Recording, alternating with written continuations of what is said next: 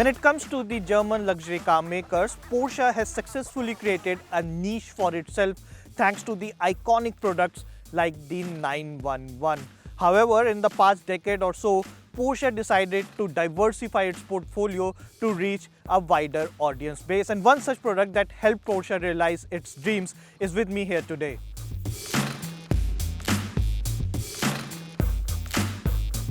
Meet the Panamera, the only four-seater car in the Porsche portfolio which is not an SUV. Now I will be driving this newly updated car to find out if this is all about practicality or does it hold the same DNA as rest of the Porsche cars.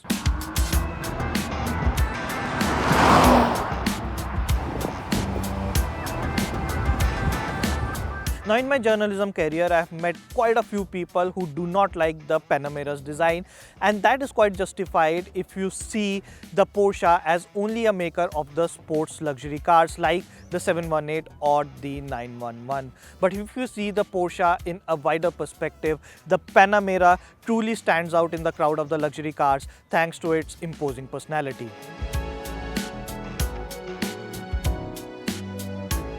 Now the elements contributing to this personality includes the overall profile with the long bonnet and coupe design with sloping roofline merging into the boot.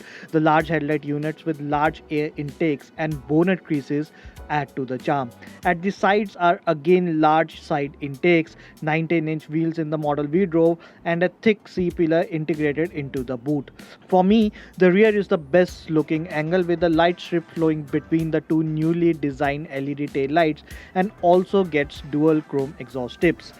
Elements like the soft closed doors and rear functional spoiler further elevates the overall design.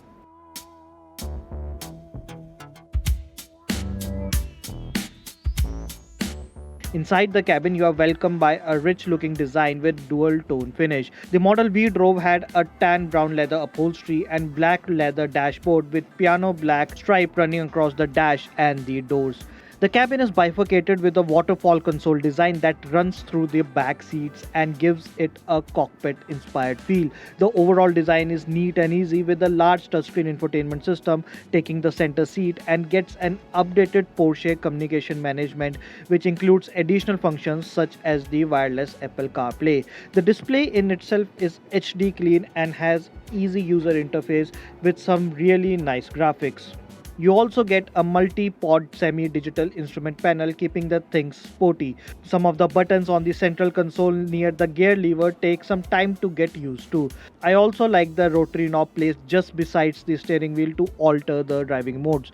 The chronograph on the top of the dash, as seen in the other Porsche cars, is a nice touch as well. Then there are features like the park assist and the surround view and head-up display, dual sunroof, electronically controlled sunshade among others.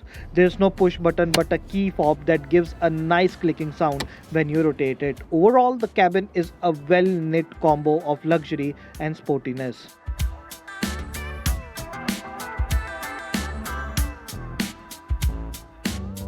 Porsche and rear seat riding does not go hand in hand until it's a SUV like the Cayenne or the Macan. But believe me the new Panamera is super practical and comfortable if you ever decide to sit back at the rear seat, which obviously wouldn't be my choice because I like to drive the car myself. But I won't mind taking my friends and family members for a spin in this Porsche because this is the only car where they can sit at the back seat and enjoy the Porsche driving experience.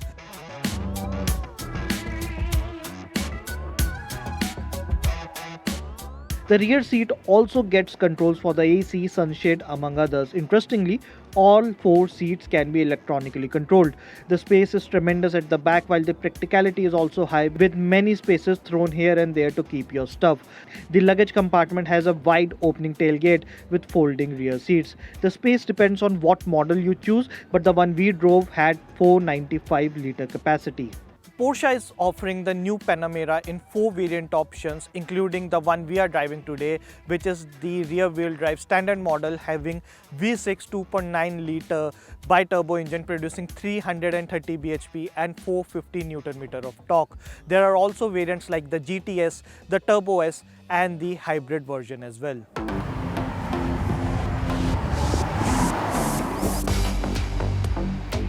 To give you an idea about the rest of the models, the hybrid also gets a 2.9 liter unit with 560 PS and 750 Newton meter of output. The GTS and the Turbo S models gets 4 liter V8 engines with 480 PS, 620 Nm and 630 PS, 820 Nm output respectively. The model we drove had the least output among the rest of the models, and that you can feel in terms of the exhaust note, which is more refined and not as compared to the other sports cars. However, it is enough to have a semi-sporty drive with a 0 to 100 kmph claimed top speed of 5.6 seconds, which is incredible for a near 2-ton car. The Turbo S can do the same speed in just 3.1 seconds, which is a proper supercar territory. The steering wheel is on the heavier side as per my liking, and being rear wheel drive means you get some added driving fun. You can also increase the chassis height or lower it as per your liking, and comes in quite handy for the city driving. I mostly drove the car in the Sport Plus mode, which had a bit stiffer ride quality, but put it in the normal mode and you can get a very plush ride. Braking is incredible for a car of this size and weight. Pricing wise, the Panamera starts at rupees 1.45 crore for the model we drove, while the Panamera GTS is priced at rupees 1.86 crores.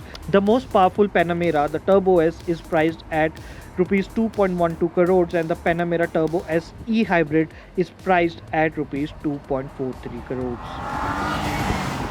Now, despite being practical and stuff, the new Panamera is a true Porsche at heart, which means you get the same driving fun as the 718, or for that matter, as the 911. Yes, it's the second most expensive Porsche in the portfolio, but then buying one puts you in the exclusive club of India, and that is what matters the most if you are putting more than rupees 1.5 crores on your new car.